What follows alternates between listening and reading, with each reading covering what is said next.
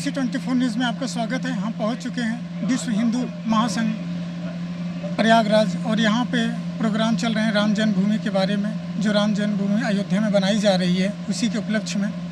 और यहाँ पे दो महंत आए हुए हैं। महंत अवैधनाथ महाराज जी के पुण्यतिथि के उपलक्ष्य में मनाया जा रहा है। आइए महंत जी से पूछते हैं कि योगदान के बारे में क्या जानकारी है। हमारे NPC 24 न्यूज़ में आपका स्वागत है जी। ये जो अवैधनाथ महाराज जी हैं, ये राम जन्मभूमि में इनका क्या योगदान है? ये हमारे जो परम आदरणीय राम जन्मभूमि और ये राम मंदिर के निर्माण के प्रथम स्तंभ हैं और इनके बारे में जितना भी कहा जाए, क्या दीप दिखाऊं उसको रोशन जिससे सूरज तारे, क्या पुष्प चढ़ाऊं उसको महके जिससे गुलशन सारे। तो हमारे जो महंत अवैधनाथ जी हैं, इनको बार बार वंदन करते हुए इन्होंने गोरक्ष पीठाधीश्वर योगी आदित्यनाथ के रूप में आज भारत देश को एक बहुत बड़ा कल्प वृक्ष दिया है। कल्प वृक्ष का मतलब होता है कि उसके सामने हम जो भी मनोकामना करते हैं, हमारी मनोकामना पूर्ण हो जाती है। तो ये मानव मात्र के ऊपर महाराज श्री का, पूज्य महाराज श्री का एक बहुत बड़ा उपकार है कि हमें एक ऐसा योगी दे करके गए हैं जिसके माध्यम से हम अपने देश को विश्वगुरु बनाएंगे। ये हिंदू विश्व महासंघ के उद्देश्य क्या है? देखिए, विश्व हिंदू महासंघ का उद्देश्य यही है कि ये समरसता का मतलब यही है, ऊंच नीच, भेदभाव, जात पात, ये सबको ख़त्म करके मानवता की स्थापना हो और हमारे भारतीयता की स्थापना। वास्तव में जब हम मानवता की बात करते हैं तो जो हिंदू राष्ट्र की बात होती है, अगर मानवता पे कोई चलने वाला है तो सर्वे भवन्ति सुखिनः सर्वे सन्तु निरामयाः। व्याख्या बहुत लंबी है, लेकिन मानवता का मतलब ही है कि समरसता और हिंदू धर्म की स्थापना। ये उत्तर प्रदेश के मुख्यमंत्री योगी आदित्यनाथ योगी जी का इस योगदान क्या रहा? योगी जी का तो इतना योगदान रहा है कि जिसको हम अगर गिनाते चले जाएं तो ये लगता है कि वर्षों बीत जाएंगे। अभी आप देखें कि जो कोरोना महामारी आई है, एक कुशल जो नेतृत्व करता होता है, तो प्रेजेंस जो जब हमारे सामने समस्याएं आती हैं तो अच्छे अच्छे लोग घबरा जाते हैं। लेकिन अभी हम देख रहे हैं कि वर्तमान काल में उत्तर प्रदेश हमारे देश की दूसरी अर्थव्यवस्था, सबसे बड़ी अर्थव्यवस्था बन करके उभरा है। ये पूरा का पूरा श्रेय योगी जी को जाता है। और जो सबसे बड़ी बात है वो ये है कि योगी जी के माध्यम से हमको एक मानवता का पाठ पढ़ने के लिए मिल रहा है। हम विकास के मार्ग पे अनवरत चले जा रहे हैं। रोज़ नई नई योजनाएं आ रही हैं, किसी प्रकार का कोई भेदभाव नहीं है। और हमें यह पूर्ण विश्वास है कि महाराज जी के सानिध्य में बहुत ही जल्द हमारा देश विश्वगुरु के पद पे प्रतिष्ठित हो जाएगा। 2022 में क्या योगी जी के आने के चांस हैं? 110% चांस है। योगी जी बिल्कुल आएंगे और सिर्फ आएंगे ही नहीं, और आगे तो हम योगी जी को भावी प्रधानमंत्री के रूप में देख रहे हैं। ओके। और हमारे आशुतोष त्रिपाठी महामंत्री पद के आज चयनित किए गए हैं। कर सकते हैं, ठीक है, किसी भी विषय को लेके।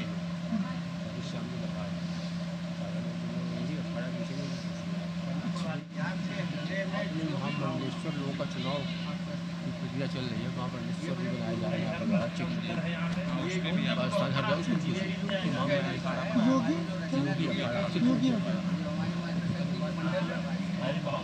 का चुनाव आप लगातार क्यों कर रहे हैं? महामंडलेश्वर को बनाने का अधिकार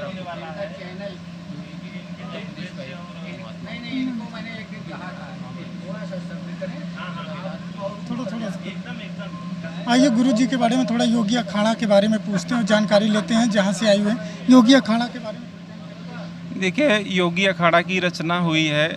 इसका मेन जो उद्देश्य है वह है कि हम भारत को विश्वगुरु के पद पे प्रतिष्ठित करना चाहते हैं आने वाले 5 वर्षों के अंदर। और योगी अखाड़ा सिर्फ छत्र और चंवर लेकर के डोलने का काम नहीं करेगा, हम ज़मीनी स्तर पे काम करेंगे, क्योंकि एक संत का कर्तव्य होता है। शास्त्रों में हमने अध्ययन किया कि हमारे समाज के ऊपर जब भी विपत्ति आई है तो हमारे संतों ने अपनी हड्डी तक, रक्त तक समाज को दे दिया है। तो संत को सदैव जागृत रहना चाहिए, समाज को जगाना चाहिए। हमारी जो सनातन संस्कृति है, इसमें इतनी ऊर्जा भरी पड़ी है कि अगर हम उस ऊर्जा को सिर्फ क्रियान्वित कर लें तो हमारा देश बहुत ही जल्द लक्ष्य को प्राप्त कर लेगा। और इसी लक्ष्य को भेदने के लिए हमने योगी अखाड़े की रचना की है। योगी अखाड़ा कहाँ पर है? इसका हेड ऑफिस है जौनपुर मछली शहर में, और ये ऑलरेडी पूरे भारत में काम कर रहा है। अभी हमने 5 महामंडलेश्वर नियुक्त किए हैं, जो चंडीगढ़, हरियाणा, हिमाचल, मुंबई, वृंदावन और चित्रकूट के महामंडलेश्वरों की नियुक्ति किया गया है। नवरात्रि में लगभग 1 दर्जन और महामंडलेश्वरों की नियुक्ति होगी, जो कि योग से पूरे भारत देश को निरोग बनाएंगे। योग से संपूर्ण धरती को हम निरोग बनाएंगे और हमारे जितने महामंडलेश्वर होंगे, जितने हमारे संत समाज के जितने भी लोग होंगे, सब योगी होंगे और सब मतलब दूर तो दूर जा कर के योग कराएंगे। हर बच्चा हमारे अखाड़े से जुड़ा हुआ योगी होगा। बहुत धन्यवाद, बहुत अच्छा लगा आपसे मिलके। जय श्री राम। जय श्री राम महाराज। हिंदू विश्व महासंघ के बारे में देश क्या? जी जी, विश्व हिंदू महासंघ एक ऐसी संस्था है कि जो हमारे परम पूज्य राष्ट्र संत अवैधनाथ जी महाराज के द्वारा इसकी रचना 1989 में हुई थी। और इस संगठन के रचना का मुख्य उद्देश्य क्या है? संगठन के इस मुख्य रचना का उद्देश्य राम जन्मभूमि मंदिर, जो कि मलबे के रूप में था, और उसके अग्रदूत बन के महाराज जी के द्वारा जो है इस विश्व हिंदू महासंघ का नेपाल के काठमांडू में इसकी स्थापना हुई। जितने भी चारों पीठ के शंकराचार्य थे, जितने भी धर्माचार्य थे, सबको उपस्थित करके महाराज जी के द्वारा सब लोग वहाँ पे गए, कहे महाराज जी राम मंदिर किस प्रकार से बनेगा, इसका कोई आप निराकरण निकालिए। तब महाराज जी ने इस विश्व हिंदू महासंघ का जो है संरचना 1989 में की थी। आज वो कार्य विश्व हिंदू महासंघ के द्वारा आज वो पूर्ण हो गया है। भव्य राम मंदिर जो है बन रहा है, निर्माण हो रहा है। और हमारे विश्व हिंदू महासंघ का अब जो मुख्य उद्देश्य है मथुरा और काशी है, और हम लोग अपने भारत को जो है हिंदू राष्ट्र बनाने के अग्रसर मार्ग पे चल रहे हैं। और इसमें जो है हमारे परम पूज्य गोरखपीठाधीश्वर महंत योगी आदित्यनाथ जी इसके राष्ट्रीय अध्यक्ष हैं, पूरी दुनिया जान रही, कोई बताने की बात नहीं है। और उनके आशीर्वाद से हम लोग सतत प्रयास कर रहे हैं। और देखिए इसका उदाहरण साक्षात हमारी मातृशक्ति और ये तमाम बंधु लोग जो भी यहाँ उपस्थित हुए हैं। आज हमारे परम पूज्य संत श्री अवैधनाथ जी महाराज की पुण्यतिथि है, तो इसके लिए हम लोग उनके चरणों में बार बार अभिनंदन और वंदन करते हैं और श्रद्धासुमन अर्पित करते हैं। ये जो योगी आदित्यनाथ मुख्यमंत्री हैं, ये इनके उपलक्ष्य में जो राम मंदिर बनाया जा रहा है और किसी के हाथ में था नहीं, तो इनके बारे में कुछ? जी बिल्कुल, इनके बारे में तो देखिए, जैसे हमारे पूज्य योगी अखाड़े के जो हमारे राष्ट्रीय अध्यक्ष जी हैं और हमारे परम पूज्य गुरु जी हैं, जो इनका मुझे आशीर्वाद प्राप्त हुआ है और इनके सानिध्य से आज यहाँ पे आए हुए हैं। तो देखिए महाराज जी के द्वारा ही अगर आज राम मंदिर बन रहा है यहाँ पे, तो महाराज जी का देन है, क्योंकि गुरु जी के द्वारा महाराज जी का चयन किया गया और आज महाराज जी के सानिध्य में जो है भव्य राम मंदिर का निर्माण हुआ। राम मंदिर का ही नहीं, आप देखेंगे आज अयोध्या जो सज रहा है, अभी पूज्य महाराज जी के द्वारा जो है काशी मथुरा में जो है बहुत ही अच्छा कदम उठाया गया है। जो हमारा वहाँ पे जो मतलब मंदिर के पास जो भी मीट मच्छी मतलब ये सब दुकानें थी, जो है बंद किया गया है। जान लीजिए विरोधी इससे बहुत हस्तप्रस्त हैं। विरोधी जितने भी विपक्ष वाले हैं, मतलब ये जान लीजिए, कोई भी, मैं किसी का नाम नहीं लेना चाहूँगा, लेकिन जितने भी आगामी जितने सरकारें थी, आज उन्हीं के देन से जो है राम मंदिर नहीं बन पाया।